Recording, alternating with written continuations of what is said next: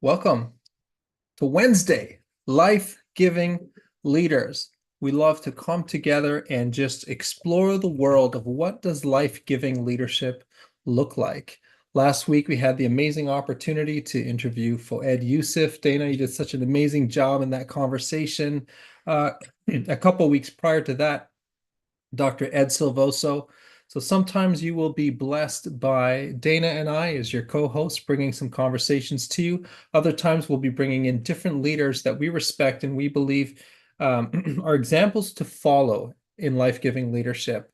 And today, Dana and I will be discussing a topic that is often, I think, maybe understated, and it is this: some things just take time. Some things just take time. We live in a very fast-paced world. I have spent the last 2.5 decades in high growth technology. I mean, that is a fast-paced world. And the conversation is often, what can we do to go faster? How can we go faster? And you're always trying to strike this balance between speed and excellence. And there's this minimum bar of excellence that you want to maintain and say, how fast can you go without compromising that minimum bar? And sometimes you actually prioritize speed over excellence. It's a very context sensitive situation in terms of, like, it depends on the situation. Different companies operate with different philosophies on this.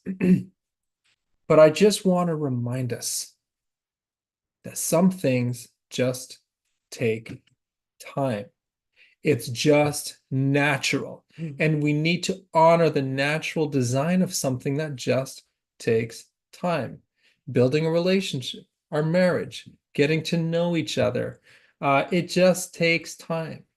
Developing character. Sometimes character can be developed in growth spurts or in maturity spurts when you go through really hard times really fast. But generally speaking, it just takes time to become the person I want to be. And the principle here is that consistency over an extended period of time is often more impactful and more effective than rapid leaps ahead. One fell swoop, sprinting. You can't sprint sustainably. I'll say that again. You cannot sprint sustainably. Sprint is for short bursts that need to happen in a short period of time. There are times when we need to go really, really fast. But then there are times, that's not everything. There are times when we got to slow down, and slow and steady wins the race. Why? Because it's a long-term race. And oftentimes the impact of a short thing is also short. And the impact of something developed steadily over time will long outlast. This isn't always the case, but it's the general rule of thumb. If you want the impact to last, take your time, do it right, embrace the process of it. It's not all about the output. It's also about the learning on the way. So when when I was thinking about this morning, I was thinking about real life situations. I was thinking about a meeting that took place this weekend that ratified something that God had dropped in my heart in 2014 as a project, something I wanted to see that's going to actually impact an entire nation and probably go from there. And I've held that in my heart since 2014. And so many things have happened and evolved since 2014. And there were so many pieces that weren't in place at that time that if we'd had tried to have the conversation that we had on Saturday in 2014, it wouldn't have amounted to the realization of that dream. And of course, now it's not over. Now the work starts. Right. But it took time, and I had to carry that in my heart. And I there are things that are in your heart. And sometimes when things are dropped in our heart, we try to act on them immediately. And sometimes that is the way to go. But there's other times where it's dropped in your heart for you to hold it for a future season, for you to be working towards it for a future season, for you to becoming the you that will be able to sustain and carry it in a future season. I think of times even in our relationship or with our children where we weren't or any individual actually, where you're not seeing necessarily them showing up as the person that you know that they were created to be. And the intense pain that comes in those circumstances, and just needing to be consistent in whatever you need to do to help them along the way. And that sometimes it can take years, and sometimes it takes, and it takes not just consistency and time, but a significant amount of sacrifice and choosing to press into the pain. But we've seen incredible results from those circumstances. We've seen incredible results from that with clients when we were pastoring, even in times with one another or in our family. So there's something about knowing how to wait. Yeah. And something that was so significant to me also this weekend was this weekend Ed was in town, and Ed was here too. And one of the events, there was some breakout sessions. And in the breakout, one of the ladies was telling us the definition of the word wait when it talks biblically about waiting on the Lord. And that word wait is to be entwined with the Lord, to be entangled with the Lord.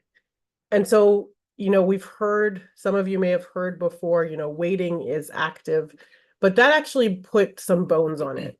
What are you actively doing in that time of waiting? You are getting entwined with the Lord. You are unfolding all of your thoughts and all of your heart and getting all of his. In that season when you're waiting for what's in your heart and seeing it, the manifestation of it in a tangible, touchable way. Yeah. Sometimes we might look at someone's progress, or we might look at a certain company or something and think, wow, they just exploded into the scene. That was just all of a sudden. Sometimes it's actually all of a sudden, but often what looks like it's all of a sudden is actually because there has been a lot of preparation behind the scenes. So I want to talk about 3 different things that we mean when we say sometimes it just takes time.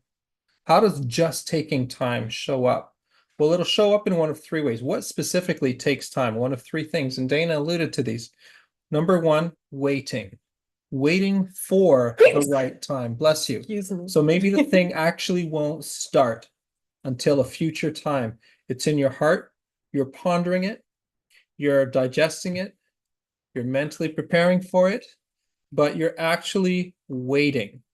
It's not starting yet. You're not taking action yet. So waiting is one form of something taking time. It's waiting for its time to come. The second of the 3 forms of taking time is preparation. You're actively preparing. Sometimes you're actively preparing by the character that's being developed in you so you can handle the responsibility. Absolutely. That's often how God will prepare us. That's why in the scripture, in the Bible, you'll often see a multi-year gap between when someone receives their call from God to when they actually get to live it out. And actually, oftentimes, that's when they hear the call from God, that's when all the difficulties really, really accelerate. Why does life get so hard after you hear from God sometimes? Because he's accelerating your preparation. He's developing in you what's required to be able to handle the responsibility when it comes. It's a compliment. It's an honor. It's a form of God saying, I trust you. Let's do this together. So preparation, but character development is not the only form of preparation. Sometimes there's very tactical preparation. Sometimes there's planning. Sometimes there's fundraising. Maybe you are putting together a team, assembling the right team for this. Maybe you're getting the right registrations in place. Maybe you're finding the property, depending on the nature of what's in your heart, the nature of your project or initiative. Uh, but so the second form of something taking time is preparation. And usually when it looks like to everybody else, it looks like something just suddenly happened and just exploded into the scene. Oftentimes it's actually because there were sometimes years of preparation happening before it came up. I remember some construction happening across from one of my workplaces across the street, and they had demolished a building and then put another building in its place. And for months and months and months, I think the better part of a year, it was demolition and then just laying the foundation. And then it felt like in 2 weeks, this huge building was erected, and it was gorgeous, and it was amazing, and it looked like it happened all of a sudden, but it was actually months and months and months of laying the foundation and clearing the ground. And so you may look at someone else, go, they did it fast. I want to do it fast. They didn't do it fast necessarily. You don't know what you weren't privy to in terms of preparation. And my encouragement to you is if you're in a preparation period, then don't despise that period. Honor it, lean into it, embrace it, prepare wholeheartedly, because when it comes time to go from preparation to execution, you're going to need to sprint. And your ability to sprint and have a clear path in front of you to sprint through is going to be predicated on how well you've prepared in the season of preparation. So honor the pace of the preparation so you can honor the race of the sprint. Yeah, and actually it's very interesting because you bring that example of the buildings up, because we often talk about this, when I like the old, well-built houses. I like when it took time and brick, and the walls are walls, not walls, paper thin, actual walls. like, and that's, there were, when you go throughout Europe, there are buildings that it's literally took centuries, Yeah. hundreds of years to build. And I think there is a lost art of waiting and of taking time, but those are the things that last. Those are legacy. Those are the things that outlive us and last to generation to generation to generation, and it's important for us to go against the tide. It talks about in Romans 12 to not be conformed to the patterns of this world, but to be transformed by the renewing of our mind. And the renewing of our mind takes time. Yes. Even with our clients, like I teach a 9-week process, and I know most clients don't ever actually do the 9-week process, and they still benefit from the exercises and things. But I've learned to do that process, and not once, I do it over and over and over, and I feel myself being transformed into the glory of God. I feel the building of a structure that's creating legacy for my family and for the world. And I just it's important for us to really go back to basics, to really go back to, this is about the journey. Yeah. And the journey with God and the presence with God and the moment we're in, and not to be rushing to what things that we see as the final destination, because God is not about this and that getting done. He sees the end from the beginning. He knows how this story turns out. He's outside of time. He's not in any rush. He just wants to be present with you now, and that you're doing the step that you're on in perfect peace and in great confidence, and just to build upon that step and the next step and the next step. And some seasons we're running, but we're still running in that place where we're present and we're solid. If we kind of turn our eyes and our focus in that way. As a kid, I sometimes had a lot of energy, and I wouldn't walk from point A to point B. I would sprint. And we have a 10-year-old right now. We love him to life. and man, he just sprints. I mean, He does. you know, when he's going from one room to the other, you will hear it. I hear it right now. He's you want to What's say up, hi, Sam? Josh? I guess you're just What's talking up, about Sam? him. Yeah.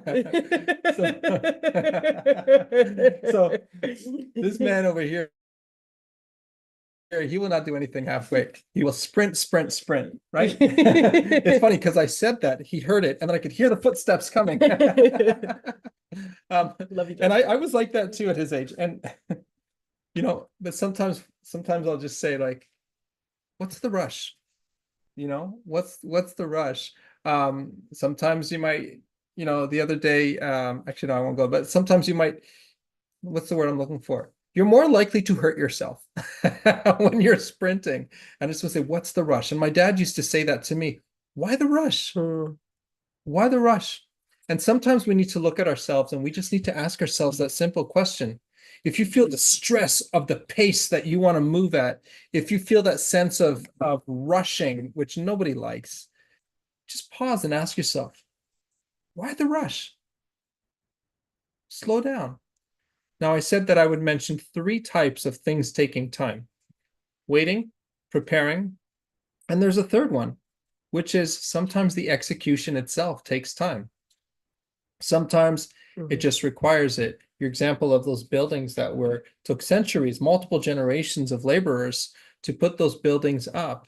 So sometimes the execution itself takes time. Sometimes you're actually building the thing, creating the thing, adjusting the thing, experimenting with the thing over an extended period of time before it has the opportunity to go live, so to speak. Some things just take time, but the key is consistency. A tactical example is people writing a book. Sometimes people will go away for a week and come back with a book written. That's awesome. A lot of times that's because they've already got the thinking formulated in their mind. There's been the preparation. It's just putting it all to paper. In other times, people will write a book a half chapter at a time for an extended period of time. Other times, the book is like 90% written, and then it sits on the shelf for years until it gets to see the light of day. Why? Because a little more life needed to take place for that author to put the finishing touches on the book. And so it's not just theoretical, but it's actually like based on some of the things that they experienced. So lots of different ways. But the point is, sometimes the waiting waits for its time. Sometimes the preparation takes time. And sometimes the execution itself takes time. But most of the time, it will have been worth the wait. And I don't know, I don't want to, like, we are very action-oriented people. I am an exhorter, so I move quickly. Actually, Boad and his wife Saham were joking with me about like always having a plan and always moving quick, like, you know what I mean? And that if that is your design, that's great. And we're not saying, I think the waiting and the definition of it is being entangled with the Lord is you can externally be moving quickly in what God has called you to do and what's in front of you, but internally be in a place of peace and waiting and intertwined with him. And so that when are you in a transitionary season where it's just time to slow down and get that intertwined? When are you in a season of waiting to see that loved one come through and continuing the consistency as painful as it is? When are you in a season of moving fast, but internally being in a place of waiting? And I don't always, and when I see that I'm not feeling that peace internally, then I go back and I'm like, okay, God, what's the limiting belief? What's the lie? Where am I feeling, and often those things will come from a perfectionism, from a feeling not worthy, so then I take time and I'll do a 9-week around whatever that thing is in that season. And I'm waiting on the Lord and working with the Lord and getting intertwined in the Lord around transforming that thing into which in transforms me Mm. to a place where I can move with him and live in him and have my being in him and abundant life in him, because I'm doing it from peace, even if I'm externally moving fast. Because a lot of you will be like, I've seen Dana moving fast, I've seen Dana running events, and yes, it's not about the external place, it's about what is it coming from a place of peace and rest internally. Really good. The title of this talk is Some Things Just Take Time. It's not all things must take time. Some things just take time. So sometimes something requires a proper sprint. Oh. Sometimes something requires a steady pace. And so why are we focusing on the taking time piece rather than the sprinting and moving fast piece? I'll put it this way. To somebody who's way too loud, you need to say to them, hey, quiet down a little. To somebody who's way too quiet, you need to say, hey, speak up a little, right? And so we live in a society that is extremely fast-paced and not always in a healthy way. Mm-hmm. And for that reason, we need to say, hey, slow down a little. Not because everything has to always slow down, but because relative to the default that we are seeing in our society right now and often in our leadership context, you default to speed. And sometimes that's what's needed, but let's not lose sight of when it's time to slow down.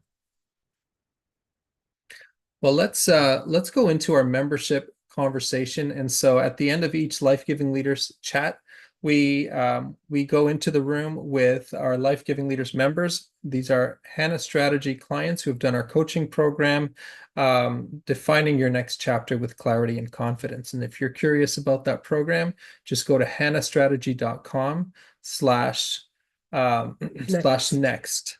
Next. That's Hannah Strategy, HANNA, strategy.com/next. And that link is also at the bottom of this video. And we're now going to go into the members only discussion on Zoom, and members will see you there. And for folks who are following this live stream, we will see you next Wednesday at the same time. God bless you. Have a really good day. Yeah. And focus on doing things from a place of rest. Hear, hear.